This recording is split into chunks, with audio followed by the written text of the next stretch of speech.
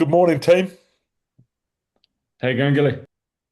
Yeah, good. I'm a bit jaded. Bucky's bloody working me too hard. I've been on the go since 6 o'clock in the morning. So Bucky's trying to get as much juice out of this lemon as he can. Um, hey, let's just go around the room, eh, team. Let's just have like a 30-second update from each person, eh? We'll start with you, Bucky. Yeah. 30 seconds, clock's on. Okay, 30 seconds clock's on. For me, lots of cool things happening. I would say big learnings would be seeing how um, Gilly is onboarding new young athletes that are operating at an elite level. Like just how you communicate with real young people, keep things lighthearted and fun. That's been a cool learning, and I'm quite excited to have the opportunity to coach some people that are at a really high level with a big ceiling ahead of them. Is that my 30 seconds? Yep. Perfect. Who's next? Go for it. Just unmute. Don't be shy.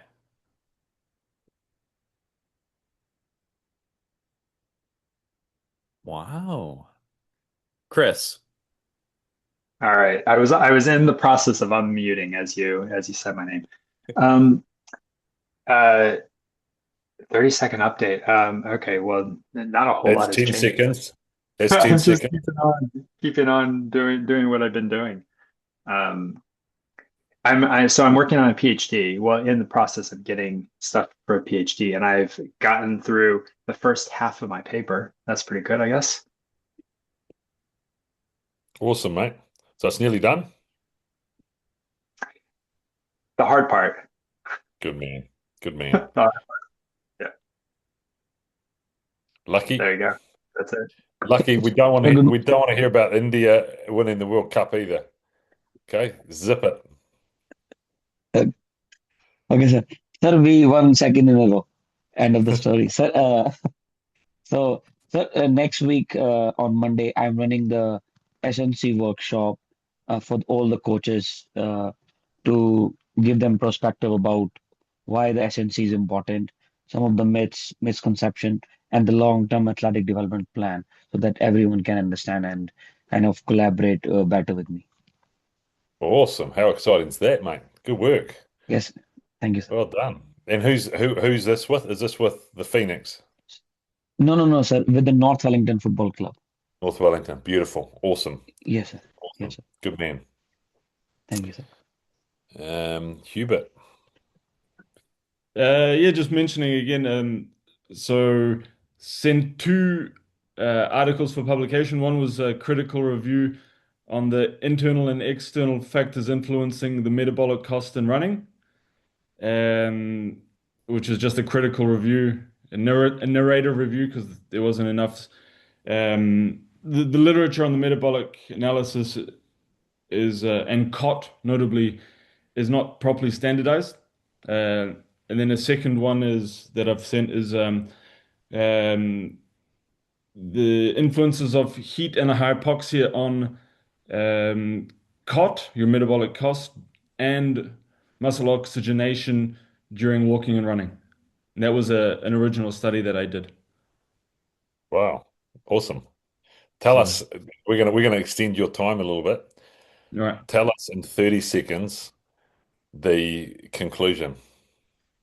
Um, Basically, in so we measured the cot in walking, which demonstrated a U. So U trajectory. As you walk slowly, you have a higher metabolic cost. As you get to about four, that depends on the individual, between 4 and 5 kilometers an hour walking, it's usually the most efficient walking speed.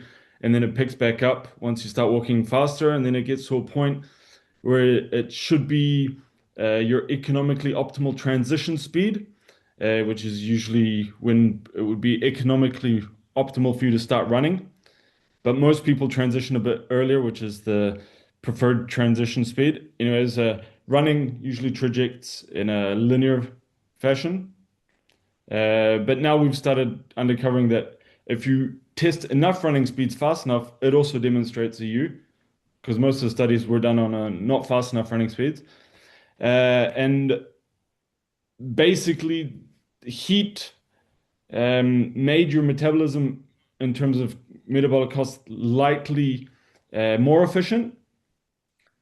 But then there's other that's purely measuring the metabolic cost. But as you know, there's many other factors which influence your performance in heat. But since we only measured the COT, that's that.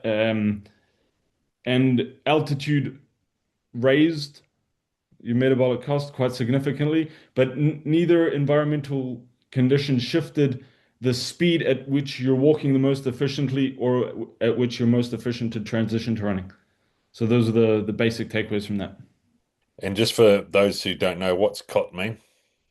So in the study I did, it's referring to the metabolic cost of transport.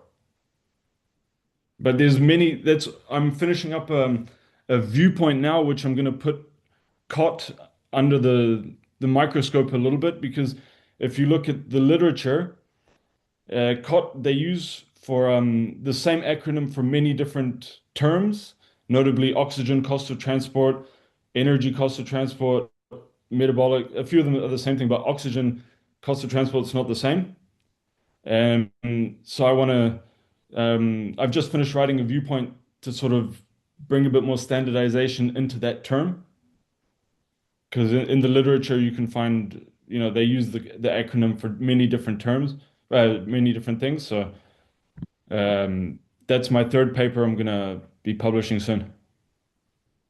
Awesome. So it's moving. I've got a question. Should How come walking really slow is more inefficient? because you're not optimizing firstly the physics part of it. You're breaking yourself. It's not an efficient, and you're using a lot more muscle contractions to slow and control the movements. It's far from optimal, and the moment you sort of how to explain this in the simplest way, the moment you can optimize your gait through walking and maximize the kinetics and everything, that's when it becomes more efficient. Yeah, beautiful. Good man. Beautiful. Okay. My 30 seconds, I left the All Blacks and started with the Ravens in America. So it's been a hell of a week. That's that. There's that. There's 5 seconds. There you No, go. no big deal at all. Have you moved already to the States, or when do you move? No, no, no, no. I just Bucky must laugh because I just did a change of clothes. I've just taken all my Ravens kit off because I had a Ravens call at 6 a.m. No, I'm in New Zealand and I'm here until April the 7th. And I go over for 5 weeks and then I come home for 3 weeks and then I start permanently on the 5th of June.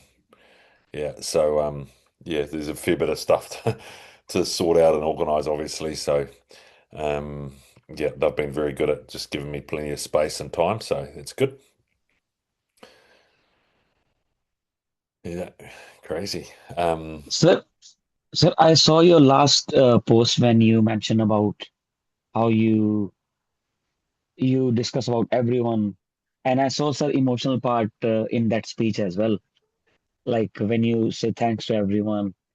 Yeah, there was a lot of emotion as well, but you holding the emotion then that you deliver your message to for everyone. Yeah, no, it was an emotional couple of days, Lucky, that's for sure. Yes. I, I basically resigned at 7:30 a.m. on Monday, and um, and I rang all of the staff at the All Blacks personally by probably 1 o'clock. So that was tough. And then yeah, just the messages start flowing, and yeah, it was yeah, crazy day. So yeah, it was it's bittersweet, isn't it?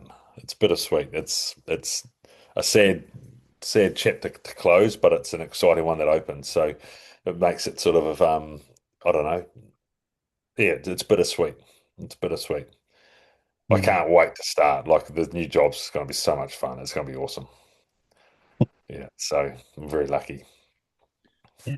So what are the steps now that you're putting into place to start the transition to start like merging into the new team? What are your first Um, strategies to get in? yeah, it's a real good question. I think there's a couple of things we can delve into today. I think I'm happy to talk about this stuff and also even just what you said, Bucky, about working with new young athletes and how we approached it this morning. I think it's a cool thing to talk about.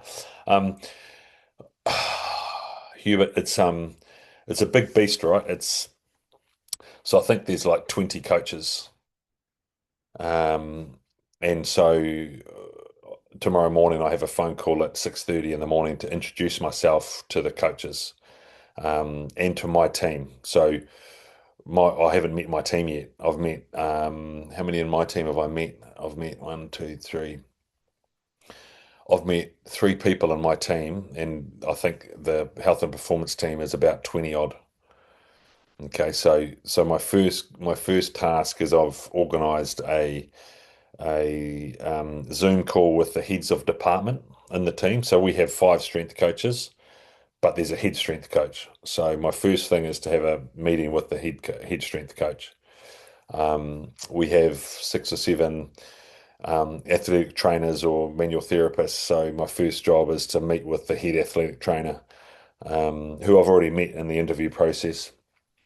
So my first job is to just meet people and develop a connection and an understanding of what they do, and how I might be able to help them and where they find things challenging and tricky and what are some good things about what they do, what do they offer players, what are some barriers they have. So just create a relationship. That's how I'm going to approach it. Yeah. I have no credibility with them and I have no trust of them. So they don't trust me and they don't. I'm coming from a different sport, so they won't think I know what I'm doing. So I've got to spend 2 or 3 months showing that actually I just want to help them be better. And I want to build a relationship where they know that I'm not trying to do their job. I'm not trying to change how they do things. It's just I just got to build trust and credibility. And I'll do that for probably 3 or 4 months. Um, and then that's when the season starts, and that's when the rubber hits the road, and we need to be humming by then. So we need to be operating as a team in 3 or 4 months. Um, so yeah, that's sort of that's sort of the approach. For right or for wrong, we'll see. So what's like the preseason look for them in comparison to rugby, and have you already spent a bit of time looking into that? Yeah, I think this is something that would be good for you, Hewitt, to understand. Like, um, I think the process I went through to get a new job was very thorough. Like, I've been trying to create a network for, I don't know, 15 months, in football, so in soccer in the UK, and in American sport. So I've just been networking, phone calls, emails, Zooms, texts, meetings, you name it. Um, because no one tells you how to do this stuff, but I just did what I thought I should do, so I just did that. Um, and and I think that's really important. And then the second thing I did was I prepared so deeply. Like when the opportunity for my first interview came about, I got told on the Friday that I have an interview on Tuesday. And so Saturday, Sunday, Monday, I was 12, 13 hours a day, studying for the interview. So studying the people that were going to be on the interview, predicting, guessing what questions they'd likely ask me, using ChatGPT to predict questions these people might ask. So formulating a plan and so I just prepared. Part of the preparation, where this is heading, as part of the preparation was understanding the NFL season. Um, so I learnt about the CBA, which is a collective bargaining agreement. Um, I dug deep into that to understand what it looks like from now onwards to the season. And the NFL there's a lot of power in the Players Association. So over time, their collective bargaining agreement, which is like their their union um, has rules in place of how much they can train and do and what they can do. So, for example, phase one of their off season starts when I get there in April. Um, Different types of athletes are expected in and aren't required in based on your seniority and stuff. So, but essentially, it's Monday to Thursday, and it's only S&C. Coaches aren't allowed, that sort of stuff. And then phase two, it's like you can start doing football specific drills and running, and you can maybe have a ball around, and but no coaches are allowed to coach any football related drills of more than three people, that sort of stuff. And then now coaches are allowed, and now it's you're allowed to train 5 days a week, and so there's all these rules around what you're allowed and not allowed to do with the athletes.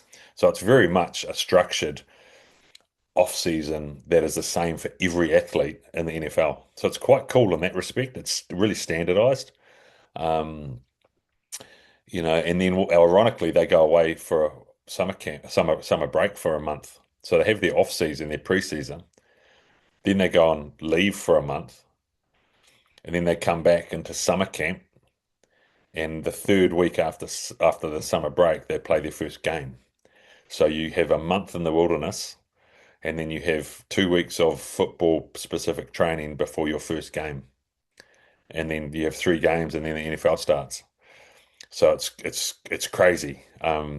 So they've got the power to negotiate the best weather of the year. Everyone has a holiday, even though it's only only sort of 5 weeks out from the competition starting. Um, so that's the biggest thing to navigate is summer camp when people come in from their holiday, how to get them ready for collision and sport and football in 2.5 weeks without breaking everyone. So I think the Ravens last year had a couple of injuries out of that summer camp, and I think they started their season. I think they won their first 2 preseason games. The first three, they've won their 3 preseason games, and then I think they lost 4 out of their first 5 competition games because they had injuries. So yeah, fair bit to navigate, fair bit to learn about in the specifics. I just need to get really down pat with the specifics, but And who regulates, what's the regulating body of the of their of what you can and can't do? Is it the NFL who comes to check that there's other, so it's quite closely regulated? yeah, and I think you actually have to submit plans and things.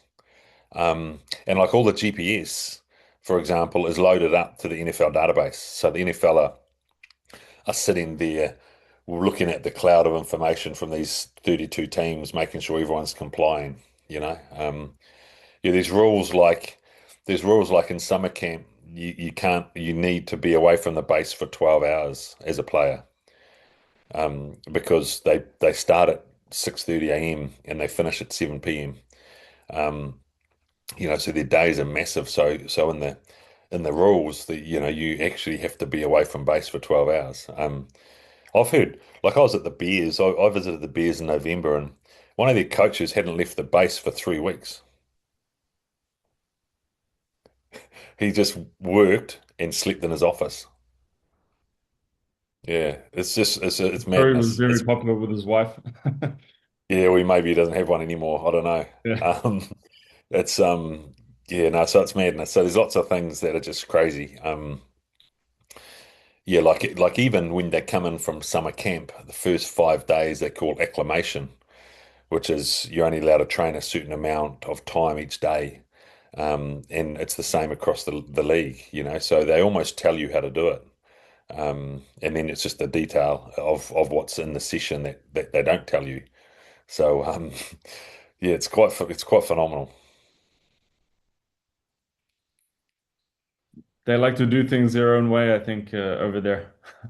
The- Yeah, and I think they've just learnt a lot, and I think that yeah, they've learnt and they've put a lot of they've got a lot of power, obviously, the league, and the athletes have a lot of say because they're earning so much money, and yeah, I think there's lots of reasons behind it.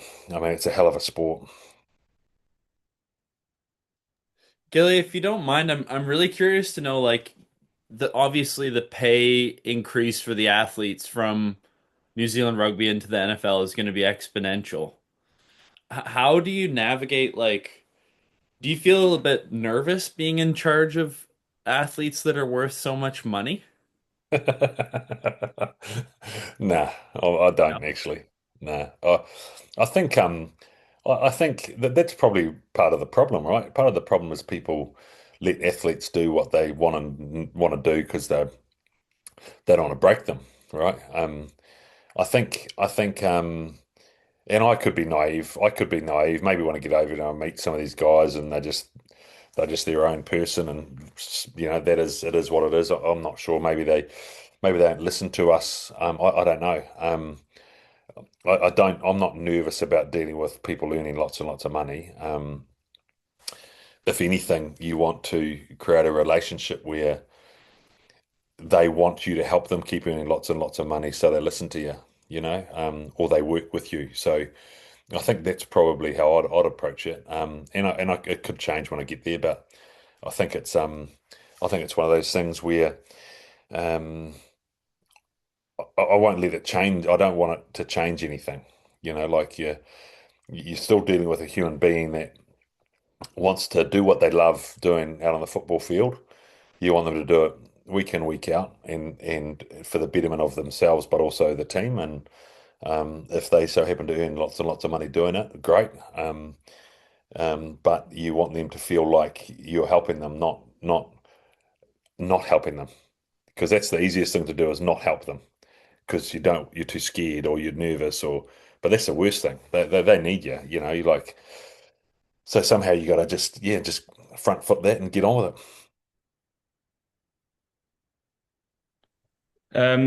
If I can just follow on from Bucky's thought, I guess it's because I know in football here in Europe, there's quite a lot of problem where because the guys are earning so much, they'll get their own like let's say private coach who will basically be in charge of their physical program, and they'll basically not even follow what the S&C does at the club and just have their own program, and there's very little communication. I don't know at all what happens in the NFL, but I know for some clubs in France and maybe a bit less in the UK that they have problems with that. Do you know if anything like that happens in NFL or? Yeah, 100%. Yeah. um yeah, like I got asked that in my interview a couple of times, but one I had like part of the process was I had to meet with some players, and one of the players, um big defensive lineman, 155 kilos. So I don't know what that is, 360 pound or something. Um, said to me, "What if I want to do Pilates? I want to bring someone in to do Pilates at the base. I want a couple of my mates to do it with me. What would you do about that, Gilly?" And I said, "Well, it was okay with you. I'd do Pilates with you just to check in what they're doing with you, and just I'd put on some lycra and we'd get into it, mate." And he cracked up. I said, "Look, if it's benefit to you as an athlete and you're an older athlete and it's going to help you perform on Sunday, then I would work with you and the Pilates instructor to make sure it was nothing but fantastic for you." Um, so that's bringing an external provider in. The second challenge is what you've talked about, is some of these guys have their own entourage, their own team that they wrap around themselves. So, when you're earning a lot of money and your body's your main asset, then you want the best support, the best um, people around you. And if that means you wrap a team around you, then so be it. I'd do exactly the same. And so the key thing is, and this is something that I'd try to do, and I've done it before in the All Blacks. Like I've had All Blacks come into the environment going, I want to follow this guy's program if that's all right. He's been doing my program for the last 12 months, and now I'm in the All Blacks, so I want to keep doing it. No problem. Um, I would then pick up the phone and meet this guy and talk to this guy and understand how we're going to do it, based around what's happening on the football field within our week with this athlete, so that there's integration and collaboration. Um, and again, I think I could be naive in thinking I can achieve that with these guys. They might not want a bar of me, but I'll try to collaborate and try to include, rather than ignore and create barriers. So I think that's the key is if Johnny wants to have his strength program from his strength coach from college days, no problem. Can I have a look at it? Okay, yeah, that all makes sense. Happy as, you know. Let's review it every 4 weeks, and then we'll be tracking things like strength or power or body composition or whatever, and anything that pops up, then we'll feed back to the person writing the program. So, there's five strength coaches in this team, and there's at any given time there's probably 60 odd athletes. At the start there's about 90. It gets whittled down a bit. So you've got enough resource for everyone to be looked after really well. Um, I think the problem is players don't think the people in the building are good enough. So it's up to us just to show them how good we are and build sort of relationships and trust, and be the people they want to come to. You've also got players, coming in who have been in different teams in different cities, moving in, and they're not sure what they're going to get. So why wouldn't they come with their own stuff? So I think understanding the dilemma they're in, and the fact that I heard the other day someone told me what NFL stands for, and I said, "What's that?" They said, "NFL, not for long." And I think that was you, Chris. Was it you? No, no, but I've heard that before. And Yeah, and that so their careers are 3 or 4 years long on average. So you need to make the most of it. And so if you've got to wrap people around you that you trust and you've got a relationship with, so be it. I get it. And it'll just be a big project to work on, you know. Um, when I was at the 49ers, I was there for 4 days, and there's basically I saw three groups of athlete. I saw a group of athletes that, and it's a really small group that looked like they had their own sort of stuff. Um, and these were like the elite of the elite guys. And then there was a group of the senior pros that were just fully ingrained in the program. And then there's a group that looked like they didn't do bugger all. So they didn't commit to the team stuff, and I don't think they had outside help because they looked like they didn't do much. So I think you sort of got three levels of athlete, and I think it's a matter of trying to figure out who's doing what and how well, and then trying to improve, I suppose, the integration and the compliance of everyone for the betterment of the team. So yeah, it's a big old job. Yeah, sounds like a big handful, that's for sure. I'm sure you'll crush it though. Oh yeah. Um, another question, team. I think Bucky, can I, just in terms of the comment Bucky made earlier about onboarding new athletes. I haven't thought about it before, but Bucky made a good point.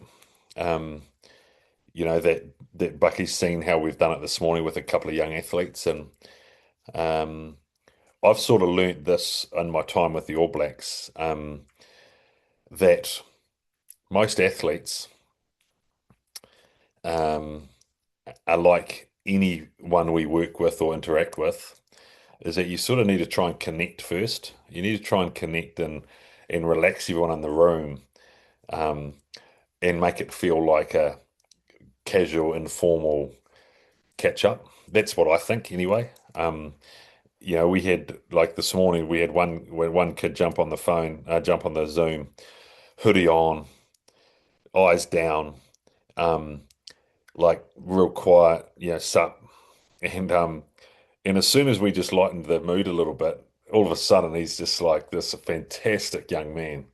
Um, as soon as he realized we were just good fellas, just there for him, caring, relaxed, laughing.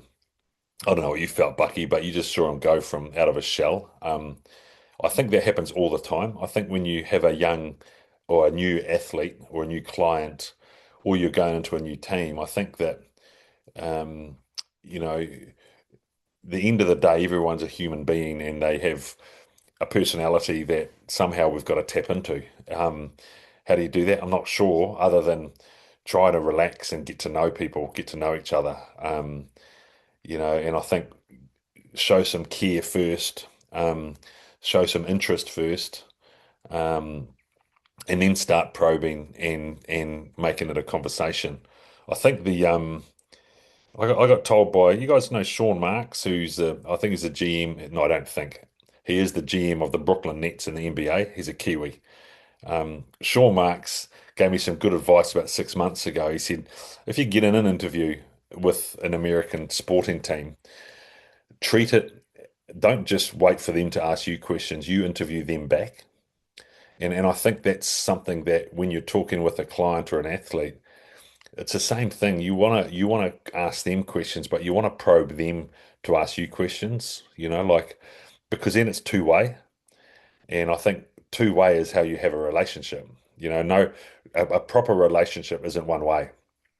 And so I think that, these young kids, it's hard to get questions out of them, but making sure they have opportunities to ask questions and checking in all the time, I think creates at least an intention for the relationship to be two way. Um, so I think that that's really important.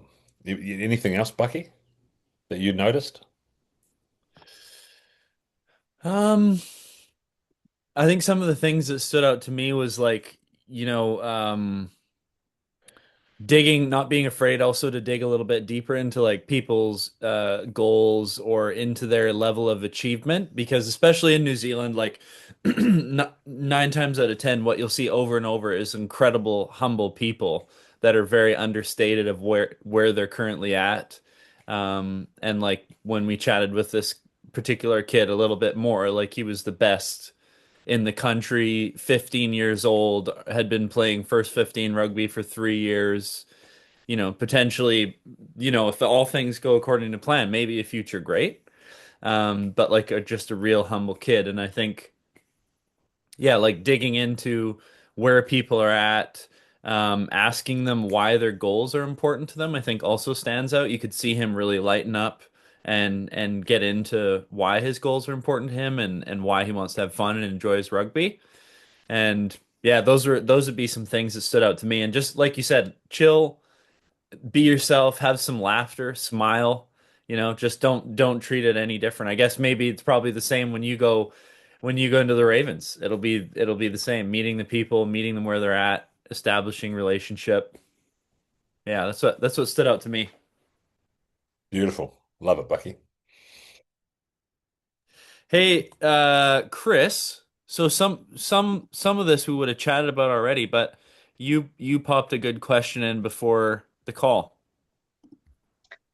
Oh yeah, I mean, basically the only thing, which I think is probably the only thing anybody was like really curious about, was the differences, the immediate differences, right? That you've noticed.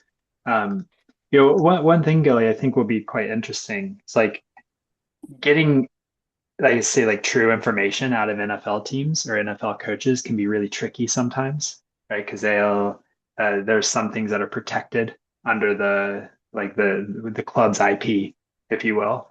Whereas, like, from what I understand, is that you can't conduct a proper study on NFL teams, for instance, right? Like anything in the literature has to be done below the professional level, or it has to be like such a huge gap from the time things are collected to the time things are reported, just because I guess there's so much money involved in that whole thing. So, I mean, it'd just be interesting to learn as it go, just like, well, like what are like big differences in how you have to approach, say, uh, like even strength training, you know? Because like Well, I've sorry, Kara. Oh no, like I've heard one thing is that certain athletes, like say any of the franchise players, they might have weight restrictions included in their contracts of like, oh, you're not supposed to lift a barbell more than like 100 or 120 kilos or something like that. So it's just like, well, then how do you go about, making people strong? Like, what I guess like what, how do you do that? Depending on what kind of type of interesting restrictions that you're not used to dealing with that are now in place, if that makes Y- sense. Yeah, like the overarching impression I'm getting is that there's a lot of things you can't make players do. Okay, so for example, if we want to assess vertical jump height, as a readiness marker, just as an example, on a Monday, um, they don't have to do it. You can't make them. Um, and yet they have these other things in place, like the NFL drive this, that if you are overweight, you get fined per pound, $700 per pound if you're overweight. Okay. 700 American dollars per pound overweight. Now, ironically, the weights are set by the club, and the weights are set by the club and the athlete, and the club sets a weight that the athlete's happy with, so they're never overweight. But it's an NFL sort of regulation type thing. So there's lots of things like that around. You can't make an athlete do certain things. There's a lot of individual choice. There's a lot of protection of the athlete within the CBA. Um, and I think part of it is to stop, lots of random studies, but also when you think about it, a lot of them are fearful of information showing their decreased value. So, for example, if there was history of an athlete's jump height when they were 19 or 20 going from, 60 centimeters, and now they're 34 and their jump height's 40 centimeters, I think the genuine fear is that, hey, that's a sign of aging. You're not as fast as you were. You're not worth 50 million anymore. You're worth 20 million. So I think there's a fear of data being used in contractual situations. And so I think that's the challenge. The challenge is, like you've mentioned, restrictions, individual choice, collective bargaining restrictions based on contracts, and then this movement of people and this team around an individual. So um, certainly lots of different challenges than what we used to here in New Zealand with the All Blacks. I'm pretty sure that in the All Blacks, if I said I want you to jump high and we're going to measure this every week, um, they'll all do it, but they still have a choice. But they'll all do it because they'd trust me that it's the best thing for them and for the team. So I feel like that's what's required, is to build some trust and understanding. So first of all, understand what they need and what they think, and then build a sort of situation or a program where they trust the team, all the other people in the building, that what we're doing with them is for the betterment of themselves and not to be used against them. And if there's people that are restricted in benching 120 kilos, well, there might also be a reason for that. There might be a reason because when he was at college and he benched 160, he got a sore shoulder. Okay, well, that makes sense. How do we get you stronger? Well, hey, we won't bench more than 120, but we might do incline dumbbells at 60. You know, so we'll figure it out. But I think it's going to be a hell of a path to navigate. And I'm not naive. I think it will be really, really difficult to get everything perfect, but it doesn't need to be perfect. It just needs to be better. And so, that's if that's my philosophy and our team's philosophy, then great. Um, Straight away, or we just signed a really good defensive player, Crosby, and I don't know much about him other than he's had a couple of injuries the last little while. So straight away, I just jumped to, okay, well, how do we make sure those injuries don't um, result in different injuries, or how do we make sure those don't hold him back? It's as simple as that. And he'll either come with some people around him, or he'll come wanting help from us, or a bit of both. So yeah, no, good question, Chris. Thanks, Scully.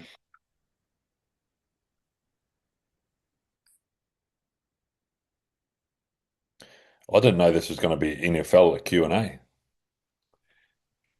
Yeah, man, things are changing. Shivers, shivers. Sir, sir, I'm going back again, sir. So as when I mentioned, sir, it was very emotional for you.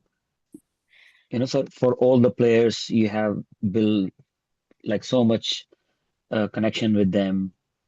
and some of them you treat like their son, as the son, because they see you as a father figure. So whatever you give them, they just stick with it, and then they really smash it. And so much connection with the staff, because working with the team, producing top level result, and living now on the top, so on the peak. Um, how you feel, sir? It's still like, how you feel that change now, sir? Um, it's only been, what has it been, 9 days? Um, I got hundreds and hundreds of messages from players and staff from the last 20 years. And so it feels, yeah, like we've got a reunion for the 2011, 2015 World Cup winning teams. We've got a reunion in a month's time. Um, and I can't go now because I'm going to be in America. Um, so there's all sorts of things like that. It's sad, lucky, but it's awesome. Like the excitement from all the players that I've like Cody Taylor. I rang up Cody Taylor, and I've worked with Cody the last 11 years, right? So he's getting towards the back end of his career. He's only known me with the All Blacks, and I rang him. I rang all the senior players to tell them, and he was just like, oh wow, oh like he was just in shock, and Yeah. and he was like, oh, and all he could say was thank you. So the first thing he was like, thank you so much for everything. It's been awesome. Gonna miss you, you know. Um, Mm. Bodie Barrett, he texted me as soon as the announcement came across, and because I tried ringing him, he didn't answer. He was at training. He texted me and said, "Oh, Gilly, congrats, awesome opportunity." And then 4 hours later, "Oh my God, this is just setting in." Yes. An hour, and then an hour after that, I'm gutted. So there's lots of stuff like that comes across. It makes you really sad and like, oh man. Yes. And I was packing up some stuff in the garage the other day, and Um, I was unpacking some jerseys that I've got, some jerseys that I've kept over the years, and there's one that I picked up and I looked at it and I was like, oh, and I had tears. I was a mess actually, Yes, sir. and my Yes. wife was with me, and she's like, oh, come here, give me a big hug. It was Dane Cole's last All Black jersey he gave to me. So it was his number 2 jersey, and it had his name on it and the test match and all this. And he'd given it to me. He came off the field and said, "This is my last game. I want you to have this." And Mm. he gave me his jersey, and like it was just so all those little things, lucky, just make it incredibly emotional. Yes, sir. But also happy. Like, man, I've had a journey. It's been amazing. So yes, leaving on our terms. Like we're leaving on our terms. We didn't, I could be carrying on to the World Cup, but the timing Yes, sir. was right. The opportunity came up, and it might never ever come up again. So we had to just jump. Um, and it happened across. I haven't told you guys this, but it happened across like I think Hubert said he heard I was going to La Rochelle, right, in France for rugby. So I'd been speaking to La Rochelle, but nothing more than they asked me, "Do you speak French?" I said no. They said, "Okay, we need someone that speaks French." I told them I'm learning Italian on Duolingo, but that didn't cut it. And and like this role came about within like so I signed a contract last Saturday, um, and before that it had been 2.5 weeks. Yeah, so I went from meeting them to 2.5 weeks. I've got a contract, so it happened real fast. So I sort of didn't have time to think about it too much either, which I think helped Lucky. Mm. If I sat Yeah. thinking about it too much, I might have not done it. But Mm. no, it's 100% like very emotional, very sad, but so exciting. Thank you, sir. Thank you. Thanks for getting me sad again, Lucky. No, sir. No, sir. I think it's the reality, sir. I mean, we can't hold the emotion, especially when you created so much, sir, so much. So it's I can understand. That's why I was like, I want to know, sir, how you dealing with this, sir, wave of emotions. Yeah, we'll put it this way. I have some good days and some bad days at the moment. But no, it's generally all good. Generally all good. Yes, sir. Yes, sir. Okay, Hubert, I've got a question. go for it. Bucky. Yep. Um, this is totally, I'm trying to change topic here because I don't want to keep talking about myself. Um, um, do you know what tactical periodization is? No, I was actually really curious to see what that is. Anyone read about tactical periodization or used it in any context? No? I know, well, at least I think I know the theory of it, right? Essentially, like being able to, uh, uh, well, okay, sorry. Let me actually take it back. Are you referring to it as like saying like say the military, like training for military stuff or training for, yeah, okay, I gotcha. Team sport. Team sport. No? Then I'm gonna say no. Okay, beautiful. We'll do a lecture on it when our next lecture is planned. I think it's next week. I had one of our coaches, coach mentors, um, sort of express some interest in it. It was big, maybe I want to say 10 years ago. It came from football, from soccer. About periodizing your season from a tactical perspective. It was. I can't remember the guy's name who first came up with it, but we'll talk about it anyway because I think it's a nice, refreshing topic to talk about. Um, Is it, sorry to interrupt, is that the book with a Mourinho on it? I think I've seen a book with, yeah, yep. yep, Okay, yep. I've never read it, but it was on my list. So, Yeah, yeah. So we'll sort of we'll spend some time talking about it at our next lecture. Um, the second thing I wanted to ask is um, what do so this one will be. Who am I going to ask this? I'm going to ask Chris actually because this is right up his alley. Um, leadership. Do you think as strength and conditioning coaches, performance coaches, business owners, um, academics that we are leaders? Oh, 100%. Okay. And have we learned how to lead? Yeah, no. No, Okay. no, by far, right? Yeah, no. I think it's another thing we should tap into, Bucky. So write that down as well, mate, for a topic. The reason I ask is because so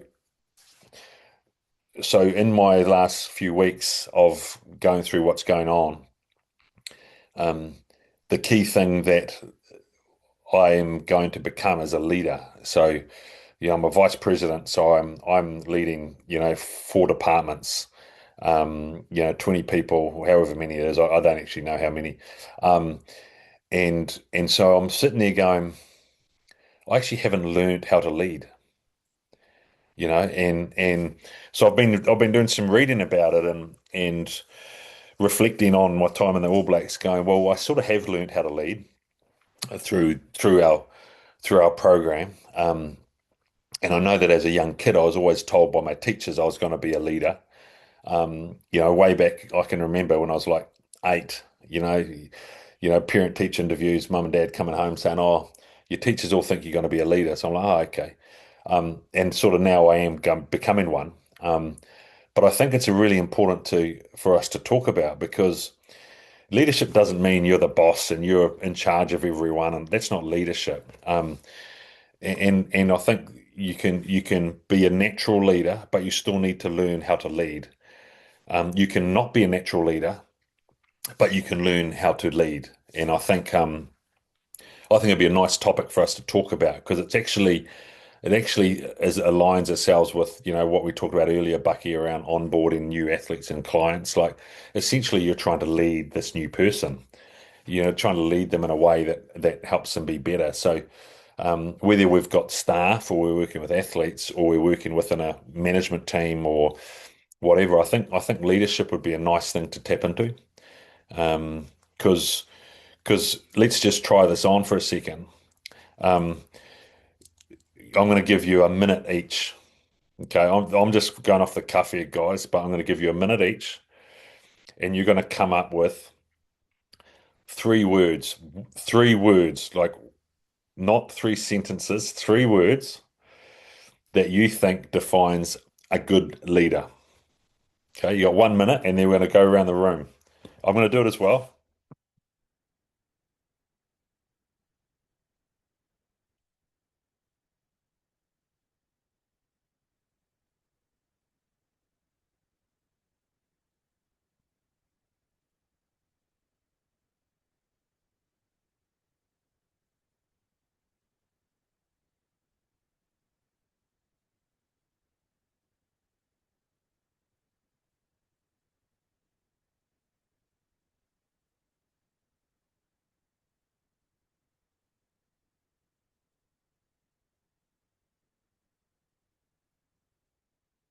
It's tough, eh?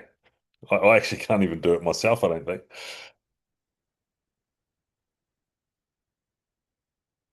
I'm not going to go first in case, yeah, I don't want to bias anyone. So I think we will start with Chris because Chris is probably the one on the screen that has the most practical experience leading at the moment with his business over the other side of the world. So, Chris,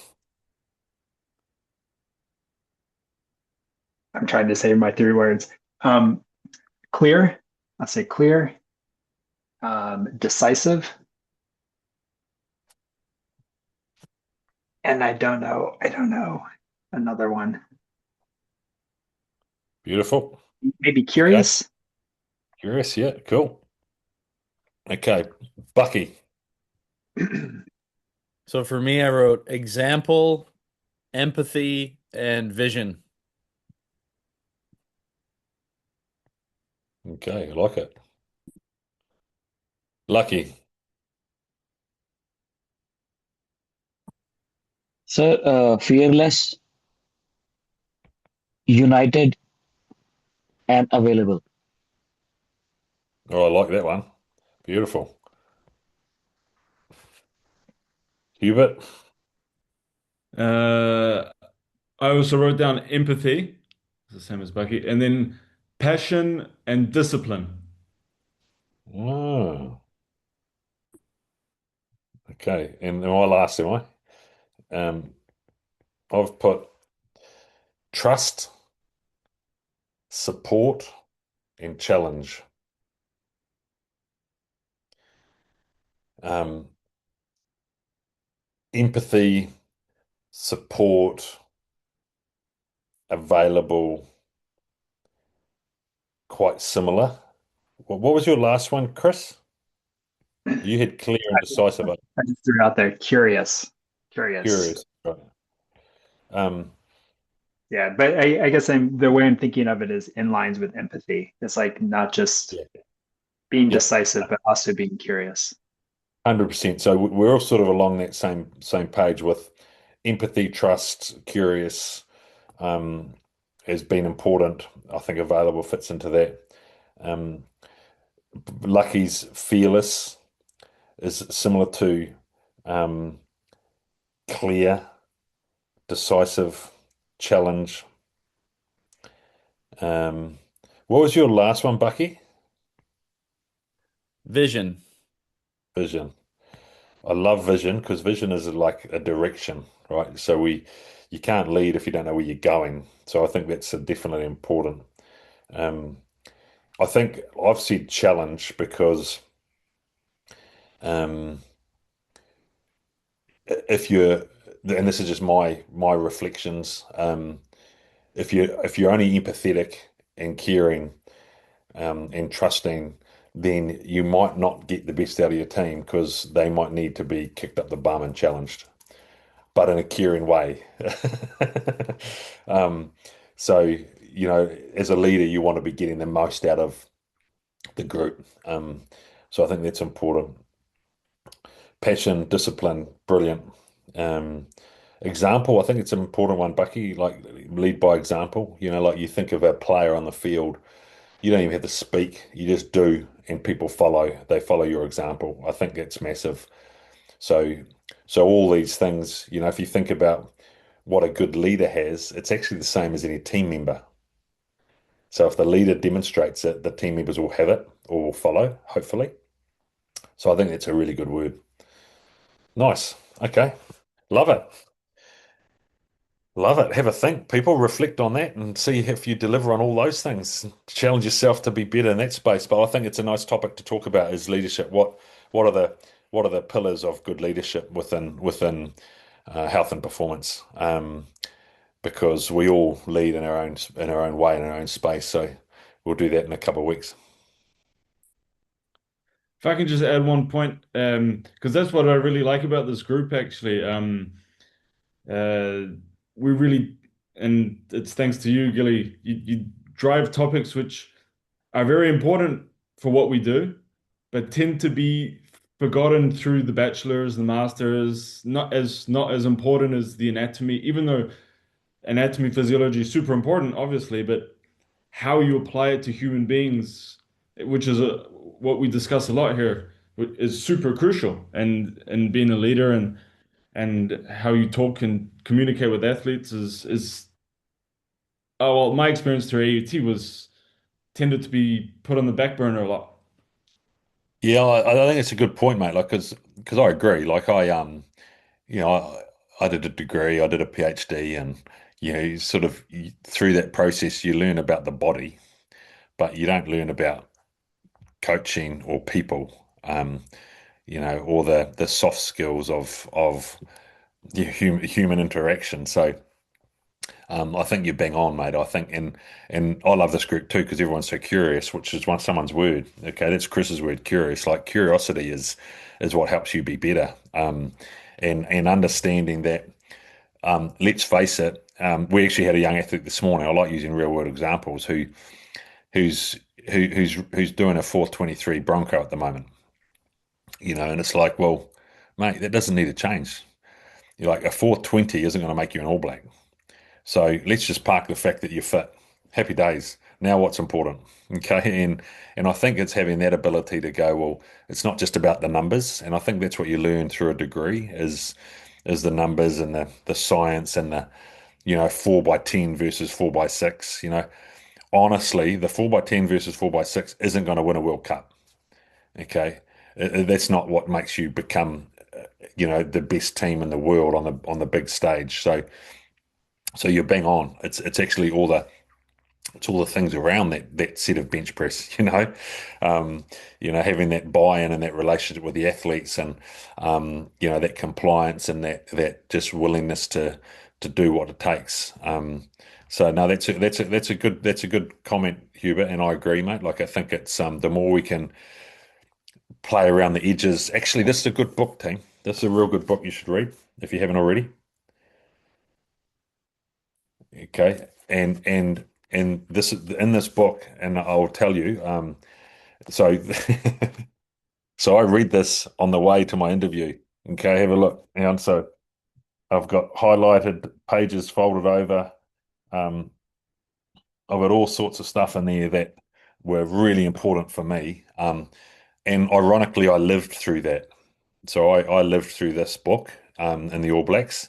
Um, and I think the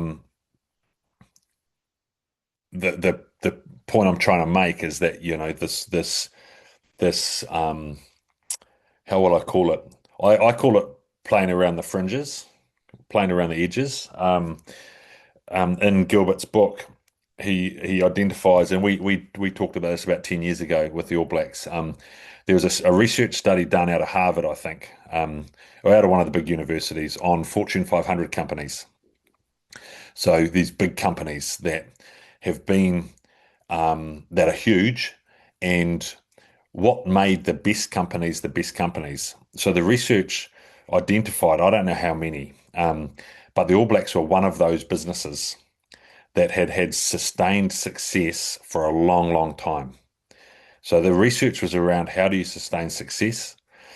And the conclusion of the research, which I always like jump into the conclusion because that's the whole point of it, was that the most successful businesses maintained a core of operation and of method and of science and of um, structure, but they disrupted the edges. So they kept evolving, but not by throwing away the core. They just kept evolving the little bits and pieces. So where this is coming from is we're the same. We know we've got the core knowledge, we've got the core experience. What we've got to keep doing is disrupt the edges and evolving in the areas where we can make massive gains without changing our core philosophy. You know, we can make lots of progress in our spaces by just tweaking these things on the edges and around the fringes, which is, you know, leadership, which is these soft skills of onboarding new people, you know, interacting with humans, which you don't learn at university, Hubert. So have a look at this book. It's really good. I enjoyed it, especially the first two-thirds of it. The last third I just skimmed. It got a bit too psychology stuff for me. I just a bit, yeah. Bleh. Okay, so Becoming Unstoppable, Gilbert Enoka. Okay, team, I'm gonna have to shoot. Love your work as always. Bucky and I'll get a couple of lectures lined up, and as always, any questions that pop up, flick them through to the chat. Let's keep humming and keep growing. Good to see you all. Cheers, Gilly. So thank you, sir. Thank you, sir. Thank you. Cheers. Yes, Bye-bye. yes. Thank you, sir. Take it easy.